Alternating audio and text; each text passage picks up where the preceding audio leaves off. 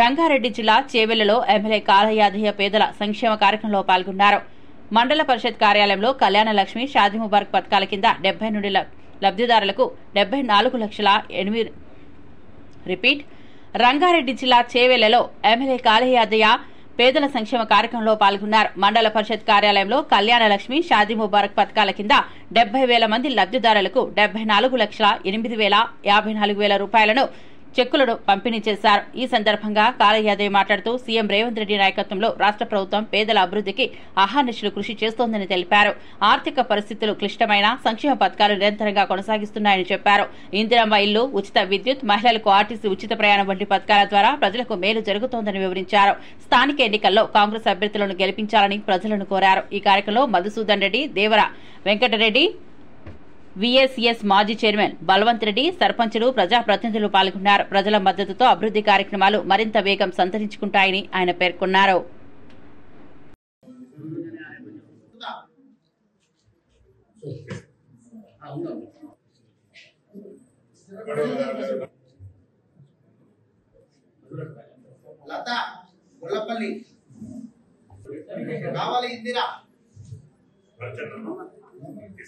కావాలి ఇందిరా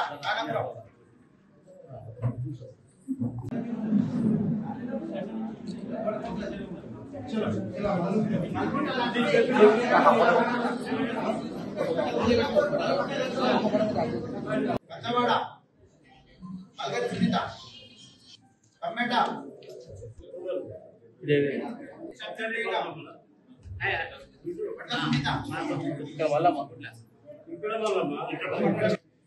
ఎత్మార్పల్లి అనిత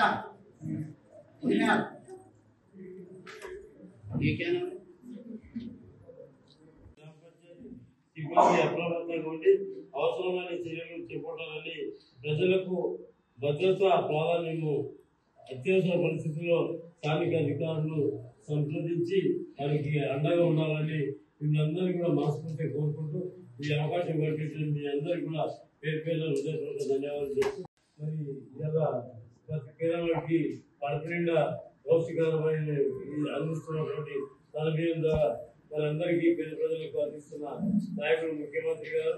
అదేవిధంగా మహిళలకు ఫ్రీ బస్, మరి 200 యూనిట్ల వరకు, ఇవన్నీ కూడా ఎక్కడ కూడా తీసుకోకుండా పేద ప్రజల సంక్షేమ ధ్యేయంగా మనం అందిస్తున్నటువంటి ముఖ్యమంత్రి గారికి మనం ఎల్లప్పుడూ అండగా ఉండాలని, రాబోయే రోజుల్లో మీరందరూ కూడా ముఖ్యమంత్రి గారికి, కాంగ్రెస్ పార్టీకి అండగా ఉండాలని మేమందరినీ కూడా మనస్ఫూర్తిగా కోరుకుంటూ, మనం ముఖ్యంగా మీ అందరికీ ఇంకొక ముఖ్యమైన ప్రకటన, మరి దక్షిణ తెలంగాణ వైపుకు మోంతా తుఫాన్,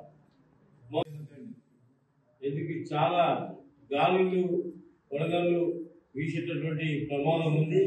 మరి దీనివల్ల భారీ వర్షాలు కురిసే అవకాశం ఉంది. ప్రజలు అవసరం లేకుండా బయటికి వెళ్లకుండా ఉండాలి. విద్యుత్ తీగలు, చెట్టు కూలే ప్రమాదం ఉన్న ప్రాంతాల వద్ద జాగ్రత్తగా ఉండాలి. పిల్లలు, వృద్ధులు ఇంటి లోపలే ఉండాలా, ఈ ఇంటి లోపలే ఉండేటట్టు చూసుకోవాలి. వ్యవసాయ క్షేత్రాలకు వెళ్ళేటప్పుడు జాగ్రత్తలు తీసుకోవాలని సూచించారు. అదేవిధంగా